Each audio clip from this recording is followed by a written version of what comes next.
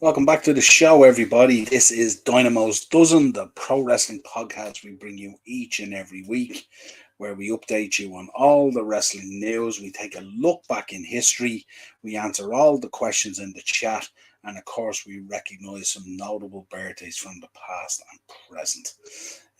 I'm your host tonight, the shopkeeper Niall Hogan. Ian is busy this week, so I'm on my own tonight. So I appreciate you guys in the chat getting involved. We've got some good stuff tonight to talk about. We're going to be talking about MJF. Of course, we're going to be talking about JD McDonough straight into Raw, and the impact that he's having is absolutely phenomenal. Seth Rollins nailing down a part in the new Marvel movie, Captain America. We'll be talking about that. We'll be going through the Night of Champions card and how it's starting to shape up and look. You can give us your thoughts on that. And we're also going to be discussing Bray Wyatt. So let me know your thoughts on that as well. How you feel about Bray Wyatt? Some news coming out. Obviously, he's battling some sort of an illness, an undisclosed illness at the moment and stuff like that. But apparently talking about the WWE had hired a new writer for him and all this kind of thing. But where do you lie with Bray Wyatt at the moment? So we'll have a chat about that during the show as well. But plenty to go through, and we'll start, of course, with our Night of Champions kind of preview-ish. This will evolve over the next week as well. And I always love, a lot of people sort of get their backs up about these sort of crown jewel shows and shows out in Saudi Arabia and stuff like that. I kind of like them because they're on during the day. So kick-off show is normally about 5 o'clock our time. Show kicks about 6, half 6. And it's all done by half 8 or so. So pretty cool. I like when the wrestling's like that. Same way as I like it on the Saturdays now, so you can have a bit of a lie-in on the Sunday rather than the Sunday, and you're going into work on the Monday banjacks. In the comments, Sean is in the comments. How are you, Sean? Your purse. Hope you're keeping well, keeping real well, pal. Yeah, lovely weather out there. A little bit tired of a bit of a kind of an earache or something at the moment. So, but the headphones are kind of helping. When I put the headphones on, it doesn't feel as bad, funny enough. But apart from that, I'm doing good. Normally at this time of the year where the seasons change, I don't know if anyone else suffers from it as well, but I tend to get these kind of sinus attacks for a couple of days where they just knock me for six. My head just feels like it's going to explode, kind of like a hay fever symptom without the runny eyes. But just the nose, the adenoids are swollen, the head is kind of swollen, stuff like that, and all, and just lasts for about a day or two and stuff like that. But it tends to knock me for six, you know. Eno's in there as well as always. Big up, Eno. Great to have you here on board, mate. What's the crack, Niall? All good. Hope you got your gym session in today, Eno, and had a nice day with the kids and stuff like that. Weather is absolutely phenomenal. Apparently, it's supposed to be super for the weekend as well, folks. So get ready, get yourself set up, and have a cracking weekend as well. Weather is coming. So let's begin. Let's begin with our Night of Champions and let's get an update on the card. And so far, what have we got? Of course, we know from last week. Oh, Sean, can't believe Chancellor Kelly is gone again. He's such a layabout. Love it. Yeah, but let's start with the card. Let's talk about the card. Let's talk wrestling here. So, the World Heavyweight one. Kind of an interesting one there. Seth Rollins versus AJ Styles. I think most of us had our flag pinned on Seth Rollins right from the get-go, didn't we? But AJ back off that injury now, made that comeback kind of with the club and stuff like that. But he's in there, but I can't see this going anywhere only. But Rollins, he's absolutely amazing at the moment, doing great things. And even the story, we'll talk about the story about the Marvel part and stuff like that, and the interview on Raw and how he missed Raw and stuff like that and all, you know. Um, I've noticed Dean Kelly is well off this evening. Absolutely, he's not available. He's caught up in work at the moment, Ian. So I'm going to go solo because we've got football later and lots of stuff to do. And I've got loads of podcasts still to go this week to prepare for. Sean, I think Seth needs it more, but AJ could do with a boost. Yeah, it's kind of that's always the kind of way, but we have to give it to Seth, don't we? I think so. Hassel. If you look at the body of work that Seth's put in over the last at least 18 months, the character development, he's been brilliant with people. You look at the work that he's put in, that tireless work. Surely he's deserving of it. I think so. I think it has to go. I'm nailing it on Rollins, and they're hardly going to swerve us. Not out there in Jeddah, hardly are they? But let's see. Daz is in. Big up, Daz. Good to see you. Remember that AEW show I said, no, 17th of June it starts. Oh, okay. That's the other one you're talking about, yeah. Absolutely. I mistaked. I staked it for the other one, Daz. No problem at all, pal. Yeah, so think about this now. On Raw this week, we got a very vocal and strong promo from Becky Lynch, didn't we? Becky Lynch calling out Trish. What's your thoughts on this one's chat? This should be a really, really good match, I have to say. Trish Stratus has come back and she's knocked it out of the park. She's absolutely blown me away in terms of that character and stuff like that and all. She looks excellent. She looks $1,000,000. Her promos are on point. Her kind of build up work with Becky to this match and stuff like that is really cool. The term was really cool. So I'm all in on this one. I like this one. So let's see what happens with it. But it's an interesting one. It's a good dynamic for Becky as well because Becky is kind of top tier, but she's not operating in the top tier at the moment, but still knocking it out of the park. So interesting dynamic there for that one as well. Then we got Mustafa Ali and we have Gunther. Good Lord, Mustafa Ali, you are going to get chewed up and spat out. Gunther, unbelievable. As I said last week, some of those videos coming out of his wedding and stuff like that, again, congratulations. Was incredible to see this guy dancing and bopping around. Was absolutely hilarious. Daz, do you think there will be a stipulation added to Seth versus AJ Noel or Brock versus Cody? Definitely not. Seth versus AJ. I think that's going to be a straight up for the World Heavyweight Championship. And I think when you're launching a title back in there and bringing a new looking title to the picture, and you want to create that kind of importance and lift up that value to it, because this is the belt really outside of Roman Reigns. So it has to carry a certain kind of weight to it. I don't think you need any kind of messing about with it, if you like. I think this is going to be a straight up top notch wrestling match. And I can guarantee you the winner that comes out of this match will have earned that World Heavyweight belt. No doubt about it. Gunther, Mustafa Ali. Ali and Gunther could steal the show. You think, Sean, do you? Gunther's been electric, hasn't he? I think since even before Clash at the Castle, but when you think about it, when he came back in that kind of really good shape and stuff like that, and he looks even more aggressive now in his work and stuff like that, and the work he did with Sheamus and with Drew, with Sheamus at Clash at the Castle, and then springboarding on from there with Drew and all that kind of stuff, he's had a stellar year, hasn't he? When you think about it, and he's just, good Lord, you'd fear for Ali's chest. That pregnant world title belt again. Yeah, it depends on them. You have to actually be careful, when you use the images of it, because if you stretch them or compact them, it looks even worse. So yeah, hilarious. All right. Local high flyer against evil elephant uncle has money on it. Yeah, great description, son. Super description. Local high flyer. But you can see him doing some high flying, can't you? And Gunther just absolutely beheading them with chops and stuff like that. Just absolutely tearing them up. Just to go back to your comments. Sorry, you missed the Brock versus Cody. Would the Brock versus Cody have a stipulation? I don't think so.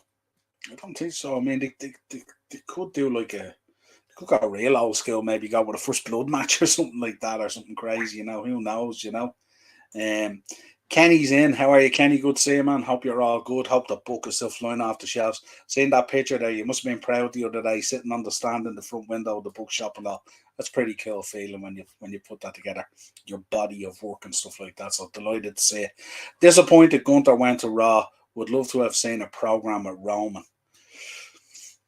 Yeah, I think, do you know what it is, Kenny? I think they want to build them up even more, if that's possible. Now, obviously, it's Intercontinental belt at the moment, but I'd say they want to really build him up, give him another. Could we see maybe Survivor Series? Could we see Survivor Series where we get Team Gunther versus Team Raw against the Bloodline or something like that? Who knows? But then there's talk going around at the moment that the Bloodline could implode at SummerSlam.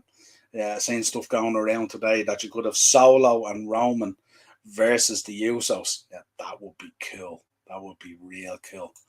I haven't looked at the card for tonight yet, Daz. I haven't had a chance to look up. I'm just flat out with podcasting and working and everything and all. So, let us know. Let us know what you're liking on it and stuff like that. I've seen clips of that. I've seen clips of that match. Not sure which one it was. Danhausen and Orange Cassidy were pairing up, and they do that clothesline thing and all. That kind of stuff. I like both the guys and all, but that kind of stuff doesn't sit well with me at all. That kind of just fuckery really just doesn't appeal to me at all. But let us know, Daz. Let us know who you're looking forward to on the card, and we can chat about it as the show goes on and stuff like that. Brock versus Cody.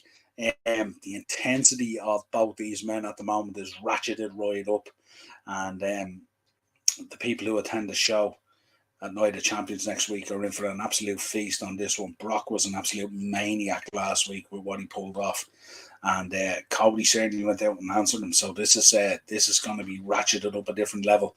When you talk about a few weeks ago or post Mania going into Backlash and all, we were talking about even Goldust had met, or what's his name? Dustin had mentioned it as well, that he's liking the idea of Cody having to earn the opportunity and stuff like that. Boy, oh boy, is he earning the opportunity. There's no doubt about that. Sean, the Bloodline have got to go. They're beating a dead horse trying to stretch it out. Do you think so? You want it gone, do you? I don't want it gone at all. I think if they bring that all the way to SummerSlam and it culminates with Solo and Roman versus the Usos.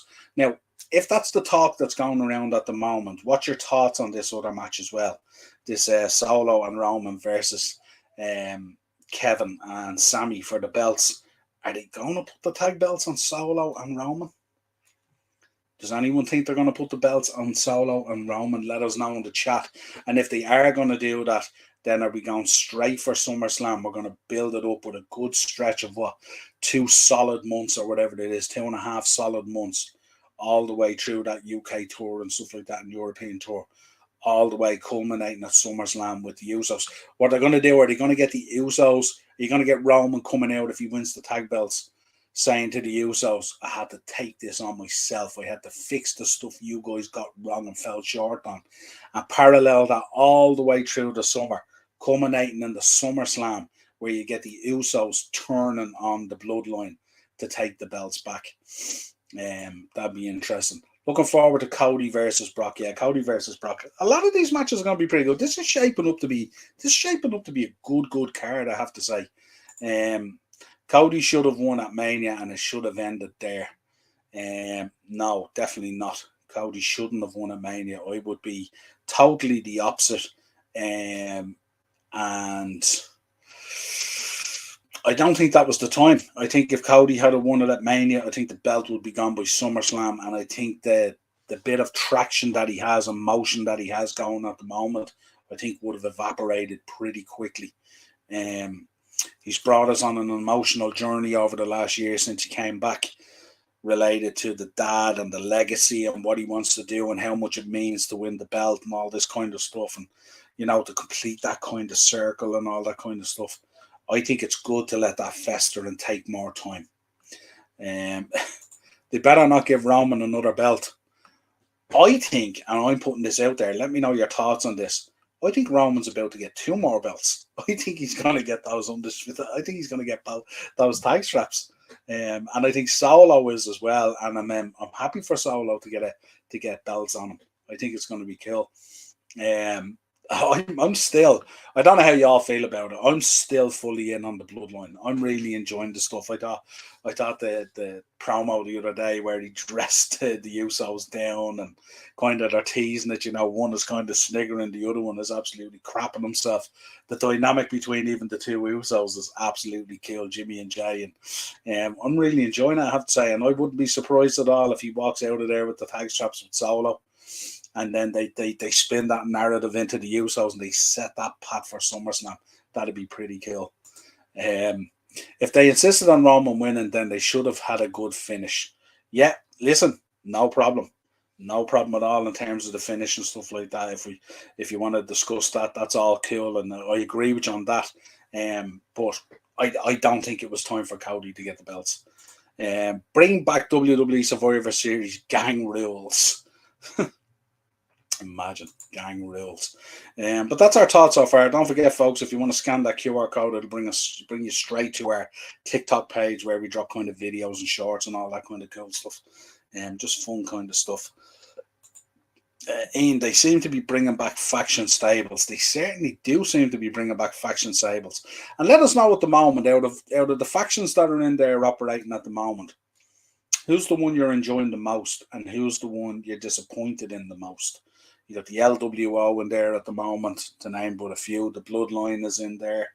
Have a look, Judgment Day. Plenty of others as well. Let us know. Faction wrestling, I always say, faction wrestling, and when you have it done properly and stuff like that with the right mix and blend of people, is really, really fun viewing for us as fans and stuff like that.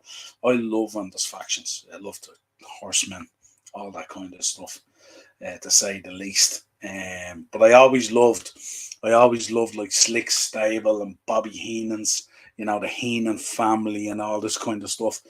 Although they kind of back then, when you look at it, it kind of operated a little bit independent, but they always came together as a family at some stage in a kind of a faction. So, Sean's in Judgment Day have gotten a huge boost with Dominic and Triple H. Yeah, how do you feel about it? I mean, Rhea Ripley's outstanding at the moment, isn't she? And Damian Priest. Let me know your thoughts on Backlash. I thought Backlash was excellent. You know what I mean? I thought it elevated them another level again. And we're going to be talking about the Judgment Day shortly. If any of you caught Raw, it'd be very, very interesting. We'll get your thoughts on it. Love that interview with JD, seeing Finn in the background. Kenny, you read my mind, my friend. Let's go on to it then. Let's talk about it because I have it here ready to go. Let me know your thoughts on this. JD McDonough. Great show, Kenny. Great segue. You guys are reading my mind at the moment. What did you think of this? This was kind of cool, and it was kind of like, it was intense and stuff like that, and it was like, I didn't come here to kind of mess about, I took out Dolph Ziggler, you know what I mean? Now, some people would turn around and go, well, Dolph Ziggler is kind of a starting point, and there's an irrelevancy to it and stuff like that, but it was really, really cool the way he did it. But there's an intensity to him, isn't he? Our boy Jordan, he's doing really, really well. That JD McDonough stuff is absolutely excellent. But then when the camera back, you can see in the shot there, all of a sudden Finn Balor was standing at the wall there looking. What was your thoughts on that? Where do you think this is going to go? Is he going to come into the Judgment Day? Is he going to be the next target for the Judgment Day? Are they going to attack him? Are they going to bring him in? If they bring him in, does someone else go? Is this a situation now where they might can Dominic and bring in JD? What way do you feel this is going to go? Let me know what you think. Backlash was unreal. The Puerto Rico crowd shot over the US crowds. Yeah, absolutely. And we've seen it. We've seen it with a lot of these kind of these prime live events that they're doing now, where they're picking locations in the world, pumping the heroes, the local heroes and stuff like that, with a little bit of blend of bringing back legends and stuff that we really, really like. So let me know how that sat with you and stuff like that, how you feel. But let me know your thoughts. Where do you think they're going with JD McDonough? What way is that going to work? It's very, very interesting what they're doing at the moment with it. And like I said, when that camera panned back and Balor's just there, that's going to get people going, isn't it? DMS, I mean, Niall. DMS. Cool. So let me know your thoughts on JD McDonough. That was pretty cool. MJF is one I want to talk about. Freddie Prinze Jr. was on that Chris Van Vliet podcast, and he was talking about MJF and where next for MJF. And it's an interesting one. Give me your thoughts on this, folks. MJF at the moment, who's really on top of his game at the moment in terms of character, in terms of living it 24/7, in terms of working the audience. Just hang on one second, because I have the mascot is at the door. He won't leave me alone unless I let him in.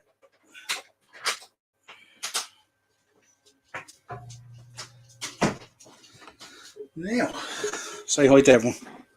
Want to say hi to everyone? Come here. Say hi to everyone. Now, say hi to everyone. Say hi. There you go. Yeah, you go over there and sit and I'll be finishing in a while. But yeah, let us know your thoughts. Let us know your thoughts on MJF at the moment.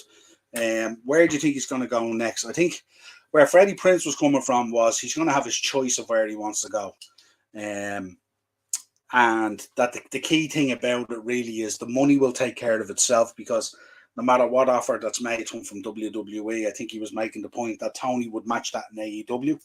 And then the question is, does the draw of WWE and its global brand and how it just teleports you into stardom and opens up so many doors and opportunities? We're going to be talking about Seth and his opportunity coming up in this new film and stuff like that. Do you get those kind of opportunities if you're in AEW? Or do you have to be on that size of platform in WWE to get drawn in, to get that traction? So that's one thing. And the other thing then, of course, is, of course, creative control. MJF has huge amount of creative control, I would imagine, in AEW. You can tell by his character and how he even works Tony at times and stuff. Do you come in and still garner that same amount of creative control in WWE, or would it be a different situation? And from that point of view, then, let me know in the chat what you think. Where is the best place for MJF to go? We know his contract, I think, is up around January next year. And he has, obviously, he's bigged up WWE all along. He keeps on talking about Roman. He references them all the time in promos and all sorts of stuff. So is he hell-bent on going there, or is he going to stay in AEW? Let us know your thoughts. Let's take some comments.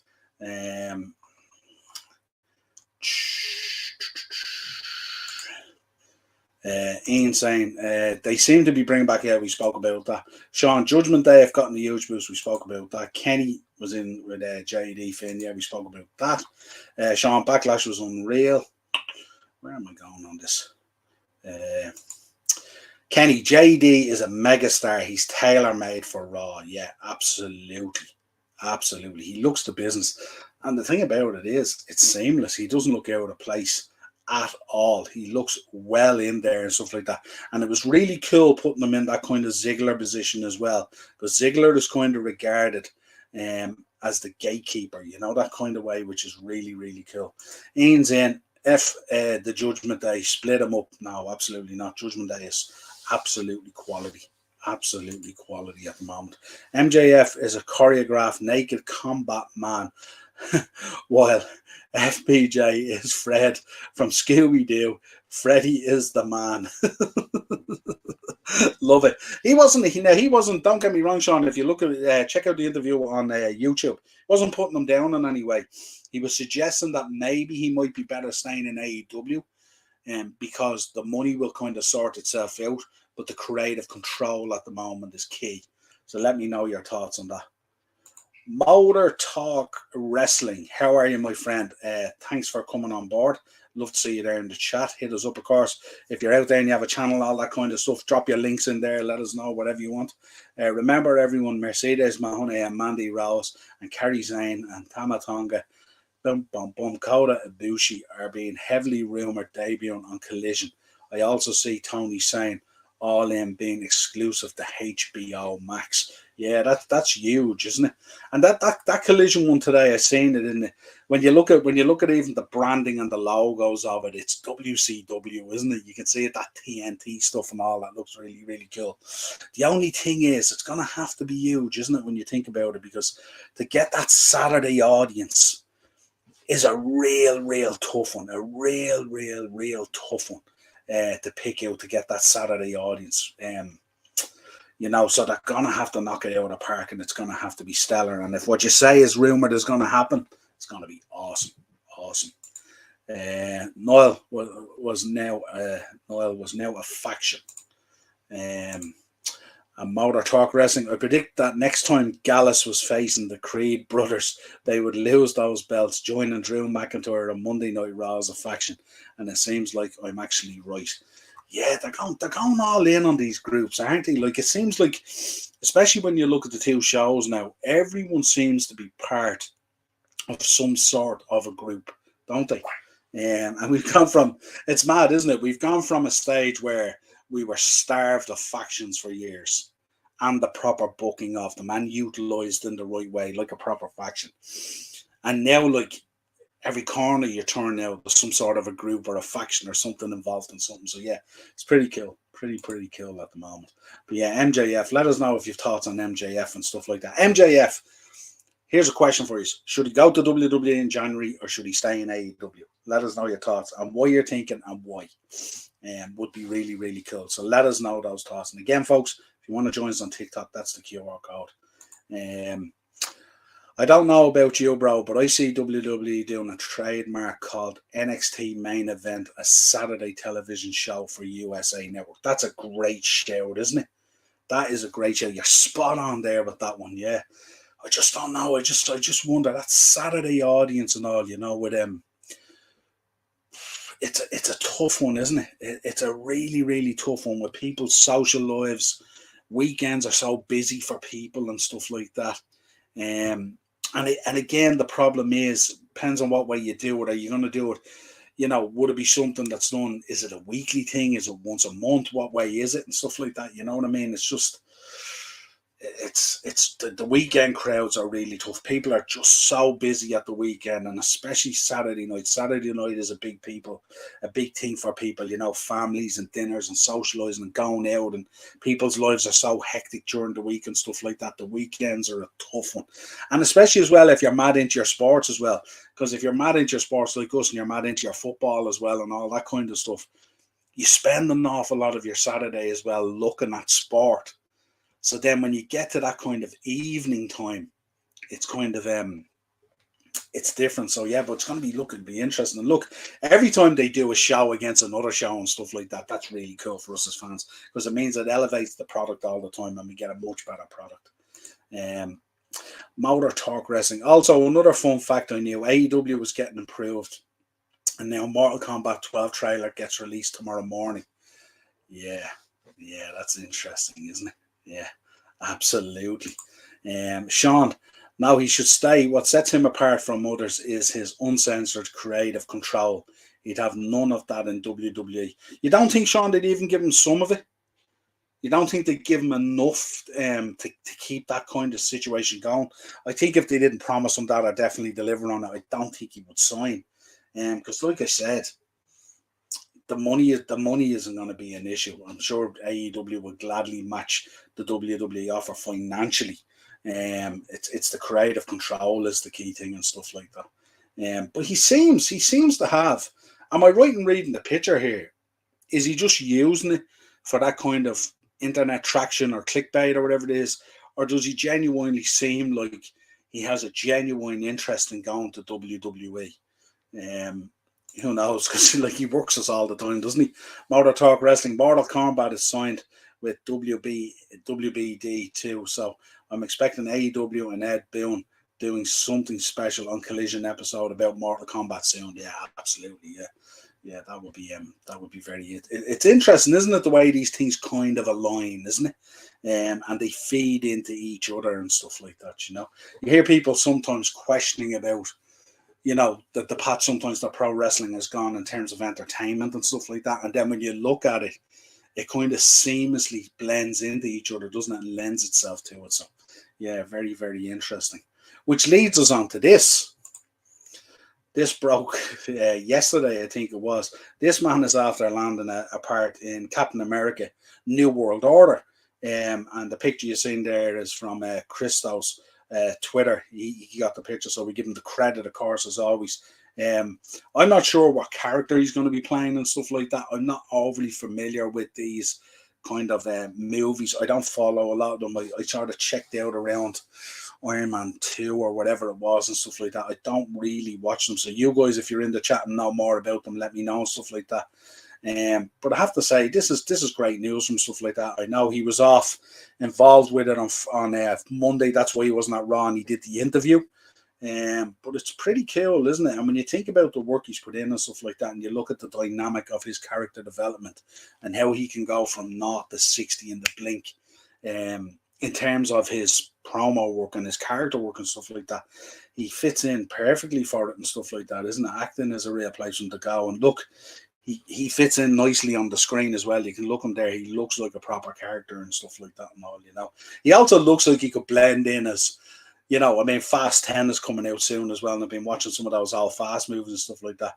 Couldn't he easily blend in as one of those villains in one of the fast movies as well?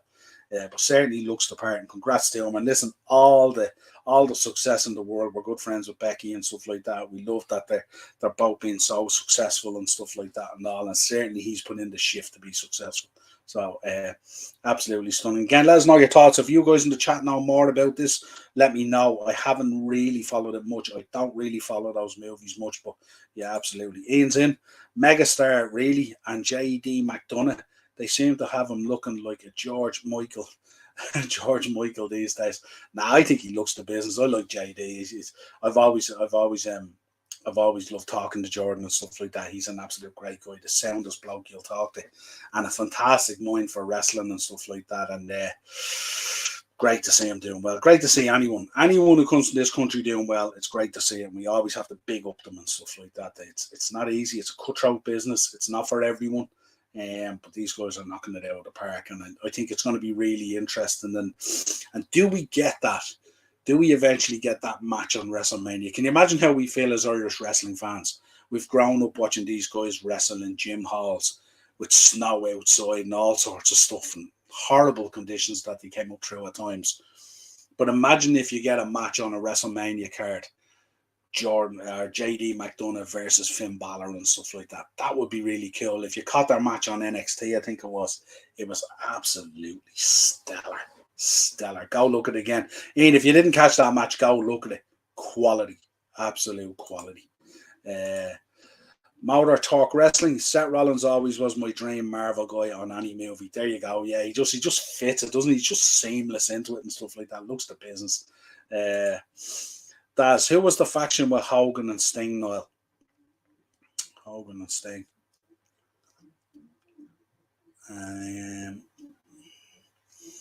Well, you'd NWO, hadn't you? You'd NWO and then you'd NWO Wolfpack.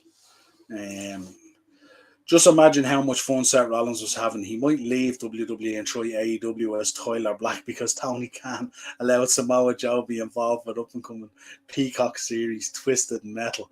And Joe Sweet Tooth, yeah, can you imagine? Yeah, imagine Tyler Black, yeah. I remember him. Do you remember back in the day? Did you watch him? Mauder Talk, let me know. Did you watch him back in the day on Ring of Honor? So cool. So cool. And to see these guys doing so well is just unbelievable. But yeah, definitely spot on.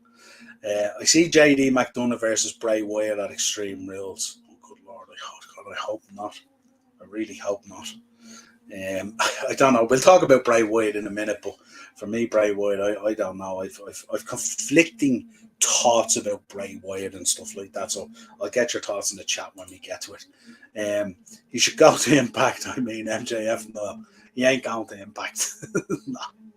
There's nothing wrong with Impact. Don't get me wrong. I'm not laughing at you, TNA fan back in the day and stuff like that. No, but he's I don't want to say beyond Impact because I love TNA and I love the history and I like watching Impact and some good stuff on Impact at the moment as well. So, but no, he won't be going there.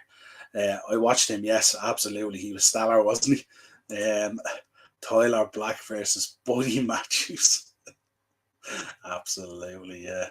Oh, good Lord. What was the one? Wasn't there one that they did? Mauder, remind me again about the match that they did. Is it the one where, remember they used to pull the fan? Remember he used to pull a fan into the post and he'd springboard off the fan and do a flip onto someone? Wasn't that Ring of Honor stuff, if I'm right now? And I'm trying to recollect to hear some of his matches and stuff like that. But there's one where he used to take one of the big chunky fans, I won't say fat of course, but one of the bigger fans, and he put him against the ring post. And he used to run up the fan and springboard off the fan and do a flip onto the opponent and stuff like that. Oh, it was just crazy stuff at times. Sean, Jordan is an absolute legend, but the name makes me think of Pat McDonough from Supermax, and that's criminal. And that's probably the way they want you to think. that's probably the way they want you to think, Sean. But yeah, he's an absolute legend. Sean, you know him, you've met him at the shows and stuff like that. You've been anyone who's been around Jordan Devlin. Jordan Devlin is as salt of the earth as you will find. He's a sound guy. He's a hard-working guy. He's come up through the tough. I watched Jordan Devlin as a kid wearing a mask, weighing about 50 kgs, getting absolutely pulverized and putting in a shift and stuff like that, and doing some crazy stuff even back then as a kid. Unbelievable. Absolute stellar guy. Impact Wrestling is the next wrestling show getting on Sport Cable Channel again soon, like CBS. Interesting. Yeah, it'd be nice to see it. Look at, I suppose when you look back on TNA is kind of it's some great stories about wrestling and stuff like that, but it's also kind of a sad story as well. So it'd be great to see Impact going back there, getting its flowers and stuff like that. Sean, could have spoke to him for ages. So unbelievably down to earth and kind. He deserves the world. Absolutely. Absolutely. And listen, that's a trait that comes through a lot of those gyms in Ireland and stuff like that. A lot of those guys you see coming through and stuff like that. Balor, Becky, Jordan, all those guys back in the day, everyone working so hard. Even Drew. I remember Drew back in his IWW days and all like that, working so hard to get to where they wanted to get. And people don't realize the work and the determination and the hardship and the dedication to get to that point. You don't just ghost in there, you don't just coast in there. It requires a lot of hard work. And then to meet fans and see them at shows and be so humble, so down to earth. Normally when they're back in Ireland, some of them drop back into me in the shop. They always say hello. They always have time. It's wonderful, you know, and it's brilliant when you've been involved in so long. Like we're nearly 20 years in the shop now, to see these guys coming through the way they did, and to now, like, I love hanging their t-shirts in the shop now, and I say it to them every time they come in. I said it to Balor for years. I said, your t-shirt will be on that wall one day, you know what I mean? And it's mad when you project that far ahead then, and then it's there. Like we've got so much Finn Balor stuff and Judgment Day stuff, it's crazy. But yeah, absolutely.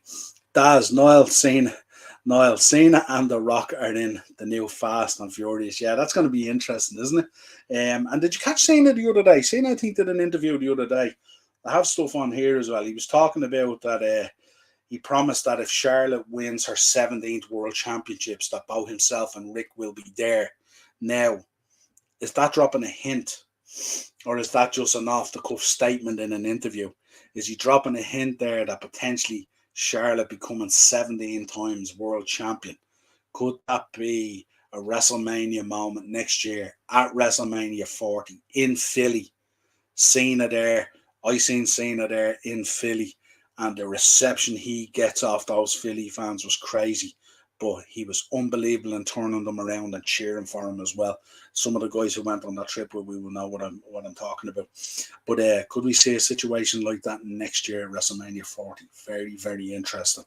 Yeah, Daz, he's in that. I'm really looking forward to it actually as well. I'm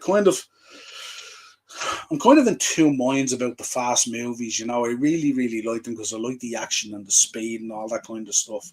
But you know, the Paul Walker stuff and all that kind of stuff as well. And, you know, we kind of like, yeah, we can't go on now. It's the end of an era and all this kind of thing. And they're blasting out these movies. So let's see what happens. But it should be good. Look, they'll knock it out of the park.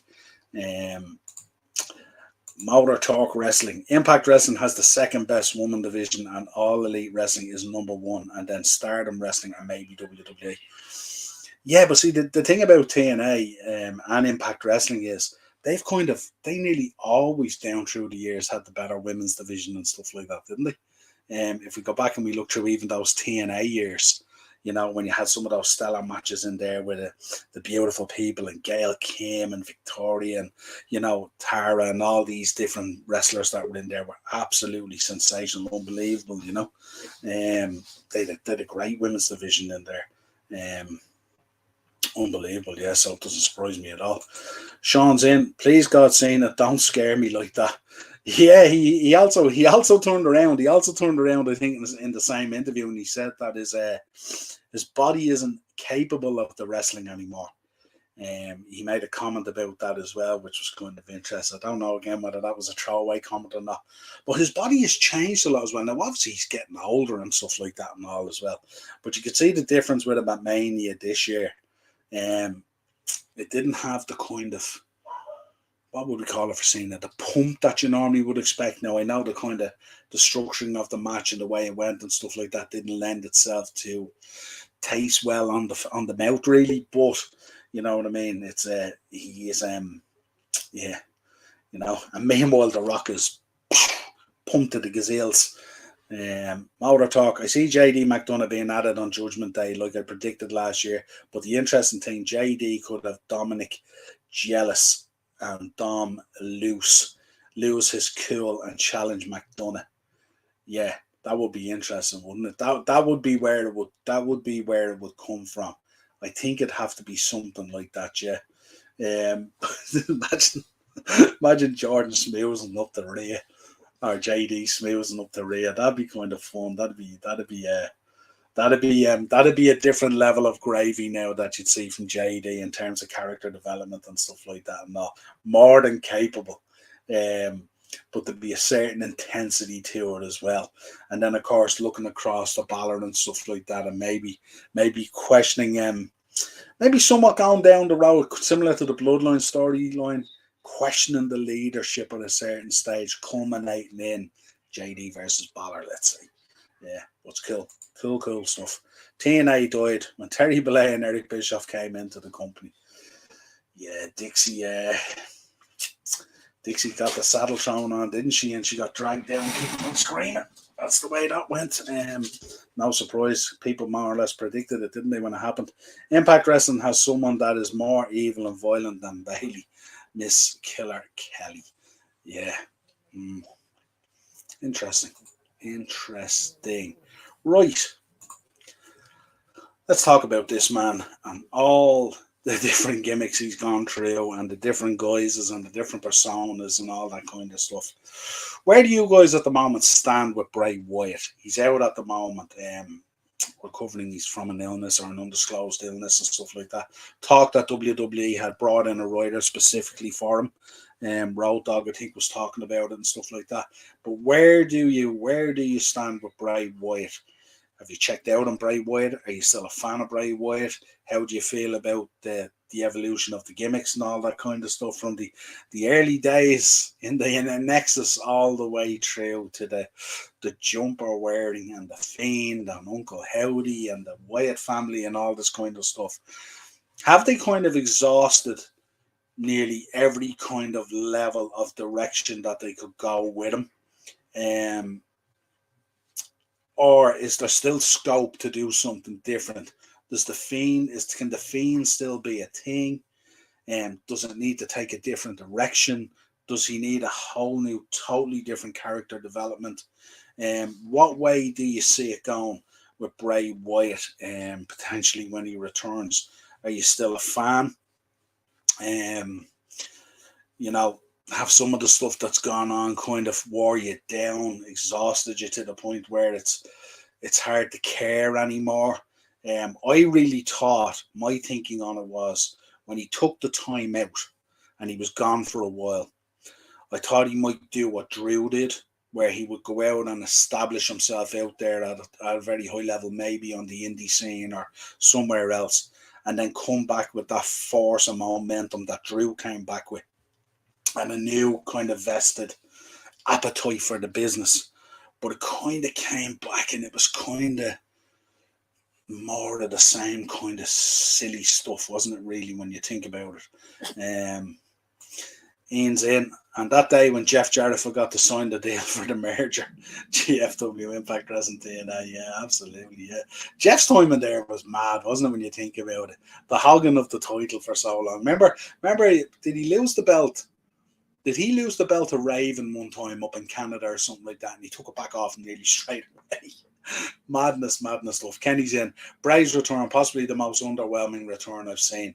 Less is more, and they just need to strip him back. Yeah, very, very good point. Stuff like that. When you think about it, the desire and the want for him to succeed from the fans is huge. And I think, and you know, there's so much untapped talent in there in Bray Wyatt, but they got to figure out what they want to do with him, you know. And it's look, I was a huge Wyatt family fan. I loved the rocking chair, and I followed the buzzards and the entrance and the lantern and all that kind of cool stuff. I thought it was awesome, you know what I mean? And I also liked the Nexus. I thought the Nexus was going to kill at the time. But I just don't know. I don't know. I think is he worn out a little bit himself from the business as well, and because he's so enclosed and encapsulated in it, can he look outside of it to look in and rediscover himself in some sort of form, fashion, persona, or something like that that relaunches it properly at a justified level where he should be and stuff like that, you know. And especially when you think about it in terms of character development, when you think about, like, you know, Kane is gone, Undertaker is gone, so those kind of darker gimmicks are kind of gone. The Judgment Day are somewhat there with Balor as the demon at times, and it's kind of a darker kind of faction stuff like that. But the business is kind of crying out, isn't it? It's crying out for kind of that darker character, but you know, it has to be in a kind of a much better way, without saying it in any other way. There's just no way Dominic is going to be cool with JD McDonough hanging around with him and Priest. These might tease Dom getting back babyface, but it all depends how they choose the story direction. Yeah. We kind of know the story. The Dominic story is obviously going to evolve back with him going back to the dad. You would assume that's the way it's going to be. It's going to come full circle because they generally always do. Now, how that works, we don't know. And maybe the introduction of JD McDonough, maybe that kind of jealous, maybe Rhea sees JD McDonough and he comes in and he's kind of the new squeeze, you know, the new mommy kind of thing. The new toy for Rhea in the faction. And maybe Dominic's jealousy overspills to the point where it starts to evolve and unravel and stuff like that. No, and that's cool with them maybe turning on Dom and then Ray is the savior or something like that. Would be cool. Slipknot fanboy Bray. He says, Sean's in, easily one of the best minds ever. Firefly Funhouse character and match are my favourites, and I was heartbroken when he was gone and overjoyed when he was back. But he's been shite since. That's it, Sean. Don't hold back. Don't hold back. Mauder's in. I wouldn't bring back the Fiend until he faces Edge or Karrion Kross. I'm wanting either one of them at WrestleMania 40. Yeah, it needs to. When they're dealing with him, it needs to be big, doesn't it? It needs to be a big deal. They need to make a big deal out of it, that it's not just something else. It needs to be a big deal. I hated that the Orton stuff was atrocious. The hologram stuff in the ring and all was atrocious. Absolutely atrocious. Shout out to everyone on Dynamo's chat. Yeah, absolutely. Shout out to everyone. Again, folks, if you have channels or anything like that, or anything you want to promote or anything like that, just drop the links in the chat. Hit everyone up. And of course, if anyone's in, hit them up, folks, and make sure you're supporting all the channels, subscribing, liking, sharing, all that. Hit the bell notification button, all that good stuff. If I was booking Bray Wyatt, I would have him in some awesome banger matches, like against Chad Gable first. Yeah, that's what I was kind of thinking. I was kind of thinking when he went off that time and took the time out, would he go off and rediscover himself as a wrestler? You know, that kind of way, come back as this kind of, you know, some of that kind of good stuff that he has in there, because he can go, he can wrestle, he can do what we want him to do. But for some reason or another, it just doesn't seem to come out. It gets kind of that part of him, that kind of technical ability that he has that he can show, just gets lost, doesn't it? When he's involved in all this other stuff, because all that other stuff clouds out kind of what we're trying to strip away and what we want to see.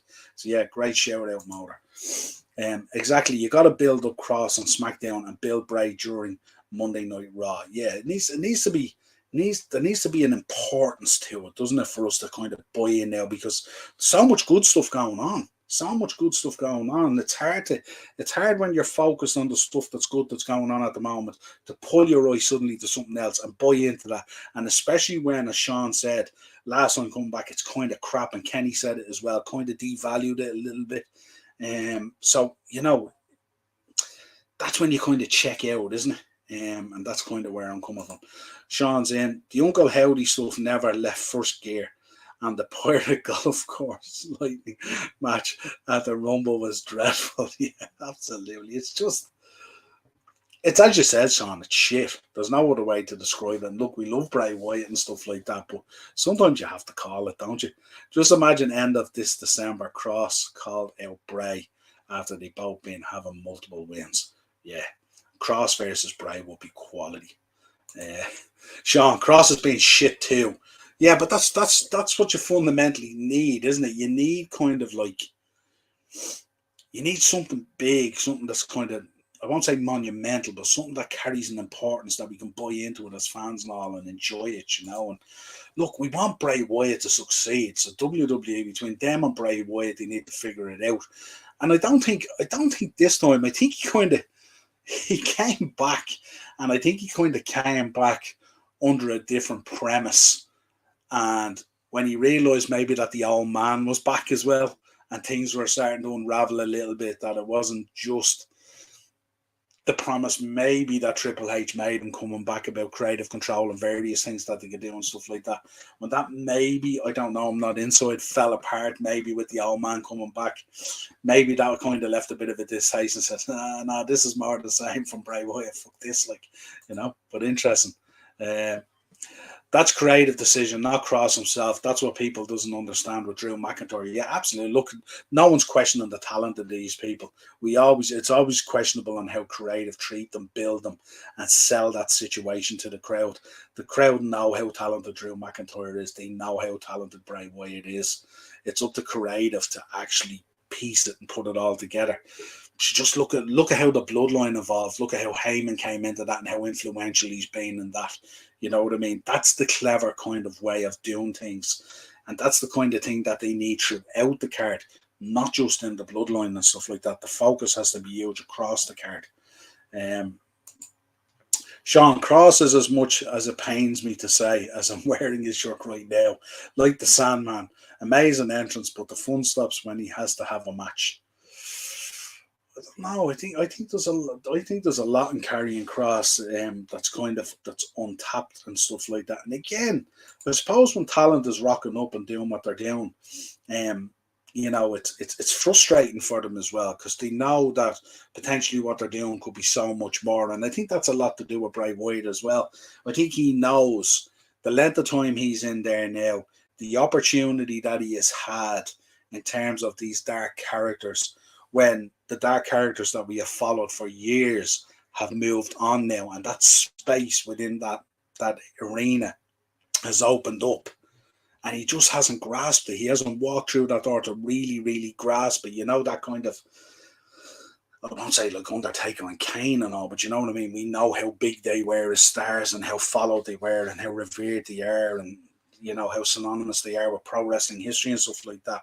But he hasn't been that guy to step through, you know. It's been kind of more, dare I say, has it been Mordecai levels? Has it been that low, maybe? But dare I say Mordecai levels? God, White Undertaker, yeah. Interesting. Motors in. Remember last year during June, these wrestling media accounts were saying Ricochet wasn't getting pushed. And what happened? They did him right. Yeah, absolutely. Ricochet, what a talent as well. And another super nice guy I've met on a couple of shows. Absolutely super nice guy. Sean is in. The black shirt from 2006 that I bought from Wrestling Mania, top floor of Stevens Green Shopping Centre, FYI. Love it. Love the plug, Sean. Always appreciate the plugs, as always. Let's get into, we'll talk about some wrestling history, will we? We love going back through wrestling history as well. And there's some interesting ones here as well. And I tell you, there's some tough, notable birthdays in there as well. But we go away. We'll interest in that. Eno's reminding me 15 minutes for the Champions League match, Niall. He has me on the timer here, even, you know. So let's run down. 1992, Mexican wrestling promotion AAA is officially launched. That happened this week back in 1992. AAA. Wow. 2007. WWE released ECW Icon Sabu after around a year-long run in the promotion. Sean, that'll sadden you. Sabu getting released. Big ECW fan, I know you are. 1964, Vern Gagne became a 7-time AWA World Heavyweight Champion when he defeated Mad Dog Vachon in Omaha, Nebraska. 1964, Vern Gagne. Wow. 1984, comedian Andy Kaufman, who along with Jerry the King Lawler, who was just inducted into the Hall of Fame this year, took part in one of the most famous wrestling angles of all time, and sadly died of lung cancer at age just 35. Unbelievable. 1987, tag team that I grew up on. Guys, I don't know your ages, but a tag team that I grew up on. 1987, the Midnight Express, Bobby Eaton and Stan Lane won the recently vacated NWA United States Tag Team Champions with a win over Ronnie Garvin, Hansa Stone, and Barry Windham in Atlanta, Georgia.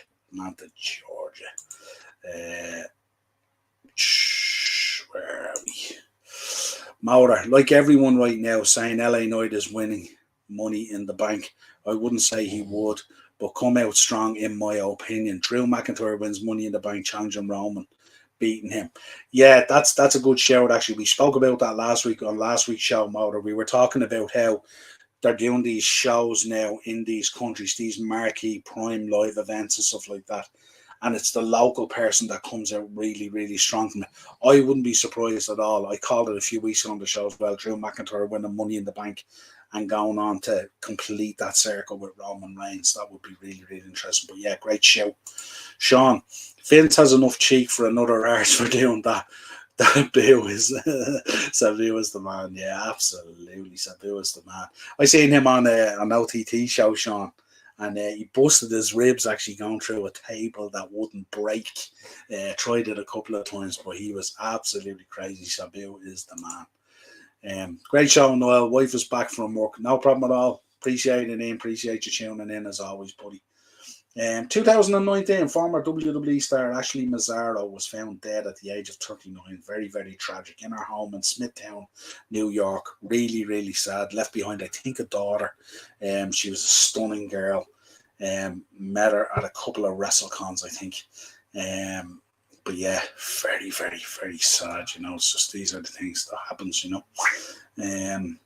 1992, the fourth and final WCW Wrestle War pay-per-view took place in Jacksonville, Florida, in the main event War Games match. Sting's Squadron, Sting, Barry Windham. Well, you hear this lineup, guys. War Games match. Sting Squadron, Sting, Barry Windham, Dustin Rhodes, Ricky Steamboat, and Nikita Koloff defeated the Dangerous Alliance, Steve Austin, Rick Rude, Arn Anderson, Bobby Eaton, and Larry Zbyszko.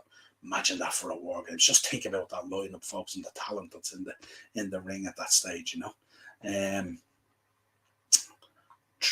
Where are we now? Motor Talk. Triple A Mania is amazing. I love that pro wrestling show. So many luchas like Psycho Clown is amazing. You already know Age of Death this year. Yeah, absolutely. That was different gravy, isn't it? Different gravy when they do it together. And Dragon Lee is another one. Yeah, absolutely. Sean, I remember Lawler told Kaufman in that interview his father wanted a girl and his mother wanted a boy. So they were both happy when he was born. Yeah, that was crazy, wasn't it, Sean? Absolutely crazy. Loving Ian Cena costume, consistent. Yeah. Love it, Morris. I'll give you a buzz tomorrow, bro. Yeah, absolutely. Yeah, hit me up whenever you are during the match, whatever you want. Sean, Jesus Christ, you never count on Joe on getting good furniture. I think he had the right stuff. I think they picked up the wrong thing. This table was as solid a table as you will find. I actually think it was like an announcer's or a commentator's table, but it was solid. And he went to go through it, and when he jumped through it, like the table didn't budge. He just nearly snapped in two. It was absolutely crazy. LA Knight would look strong at Money in the Bank, and Gargano and Chad Gable, but I do see Knight coming close to winning. Yeah, absolutely. Yeah, 100%. Great show.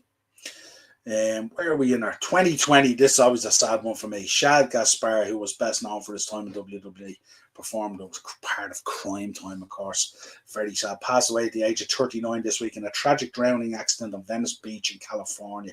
Of course, we remember the story and all, and he's being honoured by WWE, but he was caught in a riptide with his son, of course, we remember, and then the lifeguard came out to save him, and he pointed the lifeguard off to save his son. They saved his son. When they came back to get him, he was gone, and I think it was it 2 days later when they found the body or something like that. So sad. Like, I always loved all that crime time stuff and all. Baz, who does be in the shop and goes on the trips with me to Mania and stuff like that, he loves those two guys, crime time, and the song, yeah, money, yeah, and all that. Like, just really cool. 2002, the British Bulldog Davy Boy Smith passed away at the age of 39 in Invermere, Canada, from a heart attack. Very sad. R.I.P. Davy Boy Smith, the British Bulldog. Very sad. Absolute legend in pro wrestling. And of course, this is a tough week. We said these weeks sometimes come along. We have weeks where we have none of it, and then we have weeks where we have so much of it. 2011, the Macho Man Randy Savage sadly passed away at the age of 58 in Somali, Florida. Savage had suffered a heart attack whilst driving in his Jeep Wrangler, which tragically collided with a tree. We actually have a box up there that has his Bronco in it with his figure that I got in Walmart. It's a beautiful set, real collector's piece. Everything I collect is Macho Man. I also got a Hasbro this week. I got a custom Hasbro done of the Slim Jim ones to go with the Slim Jims. I'll post it once I get it. I haven't got a bubble for the card yet. Pick there, the figure looks class and also really love that kind of stuff. Where are we? Sean, Jesus Christ, yeah, never in the furniture. We had that one, didn't we? Yeah, and we had that one. Bro, did you see WCW influence logo? And yeah, absolutely, 100%. I was talking about it at the start of the show, the way they relaunched this stuff and all, and it's font, the whole thing. It absolutely reeks of WCW, doesn't it? And it's cool for all the guys like us who follow wrestling. The throwbacks are cool. We love it. Not unusual for Joe to get dreadful furniture. I was at the OTT 8th anniversary, and Angel Cruz did a swanton off a coffin through a table, and it didn't break, and he missed and hit his head. Yeah, when it doesn't go right, it doesn't go right. Sure, it doesn't, and that's always the risk. But yeah, I just remember that Sabu when he just bounced. I think he went up and did it again. He bounced off it twice, but I know his ribs later on then were just destroyed. The AAA Mania deserved to be added on TBS television exclusive because TNT and TBS love pro wrestling. Yeah, absolutely. History tells you that, doesn't it? Yeah, Sean, money, yeah, absolutely.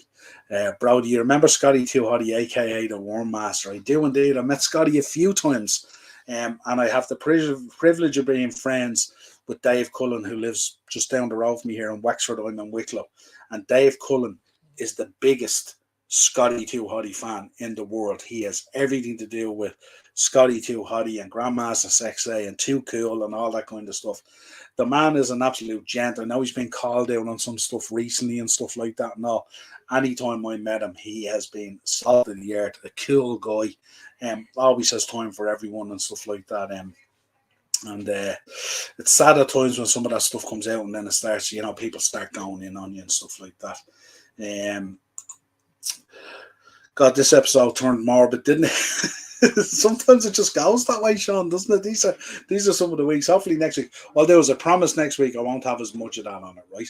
I'm so ready for Dark Side of the Ring. I wonder the Hardy Boys will be on there finally. Yeah, it's Dark Side of the Ring, isn't it? We used to do a podcast motor called the Four Podmen, and there'd be four of us on it, and we used to review the Dark Side of the Ring episodes.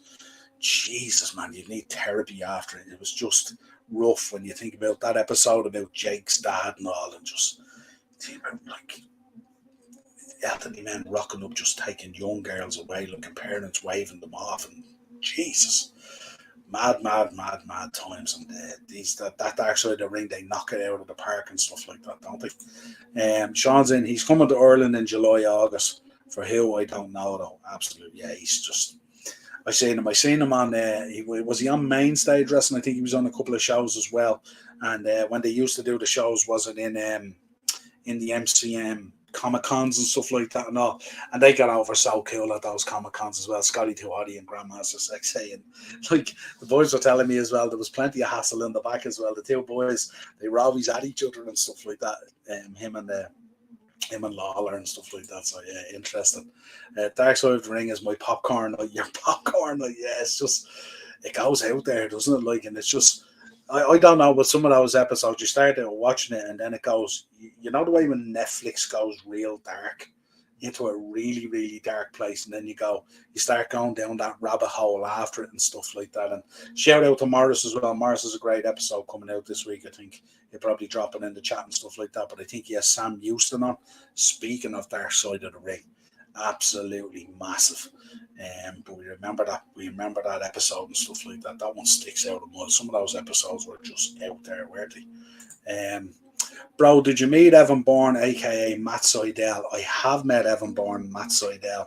I was actually at a Ring of Honor show a number of years ago and stuff like that. And I used to go sometimes to the Ring of Honor shows in Chicago Ridge and stuff like that. I did it for when we were at Mania 22 in Chicago. We went to a show, I think in Chicago Ridge it was. But I know the boys were telling me, some of the lads who used to come into the shop years ago, they were telling me they were very close with the boys, with the Briscoes as well, and they used to go to the after parties. And apparently Matt Sydal is the king of Guitar Hero, as far as I know, the king of Guitar Hero, as far as I know. But I have met him, yeah, hell of a nice fella. Really, really nice. But that's the story that they told me, that apparently he's the tops when it comes to Guitar Hero. Apparently they went to this after party and the boys were all playing Guitar Hero and stuff like that and all, and apparently he was the king of it. Let's round out with some notable birthdays then, will we? Damn, Mr. himself, damn, Ron Simmons, 1958, celebrates his birthday this week, along with 1957, Kevin Von Erich. Shout out to the Von Erichs and Kevin, of course, and such a tragic family and stuff like that. I used to love that Texas wrestling. Absolutely savage. Dave Finlay, his birthday this week as well, and Mike Kanellis, 1985. Alex Wright, I think, who Morris just had on the podcast. You can check it out on GP Productions, 1975. Charles the Godfather Wright, the whole train. Remember that?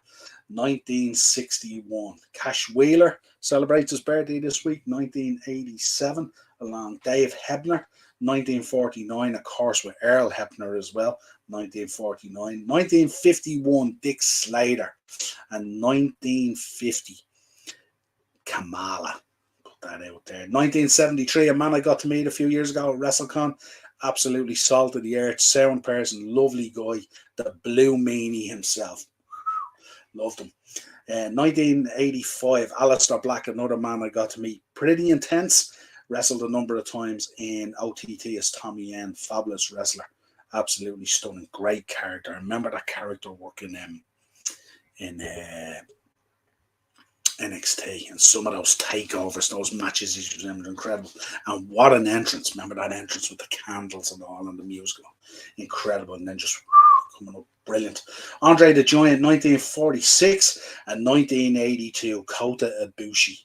Fabulous wrestler. And we rounded out with one half of the New Age Outlaws, the Road Dogg Brian James, 1969. That does it for notable birthdays this week, folks. Motor Talk Wrestling. Which old school wrestler you see similar stuff from Bray Wyatt? Which old school wrestler you see similar stuff from Bray Wyatt? Interesting.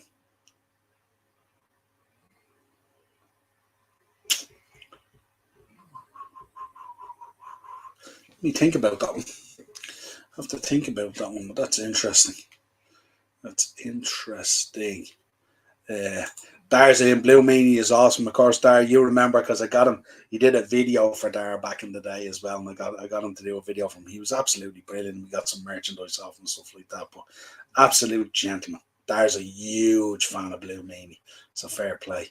Yeah, let me know, Motor. What are you thinking on this one? Let me know what you're thinking. I would love to see Bullet Club, Clark Connors versus former Bullet Club, Adam Hangman at Forbidden Door. Yeah, absolutely. Yeah, that's interesting. Look, Ant and Bullet Club, we're all in and stuff like that. Well, folks, that's it. Another show in the bag, another solo show. Hopefully Ian will be back with us next week. We'll have a further update on Night of Champions as things all evolve. We'll be bringing you all the latest round of news, of course, and all the latest news out of WWE, AEW, and whatever unfolds. We'll obviously bring you the history as well and all the notable birthdays. But until next time, folks, have a safe week. Enjoy your wrestling. And make sure you tune in. Drop a like on the video on the way out. Share the content if you can. Keep the channel growing. It is Dynamo's dozen. So hit the subscribe, hit the bell notification button, and we will talk to you again next week. Cheers, folks.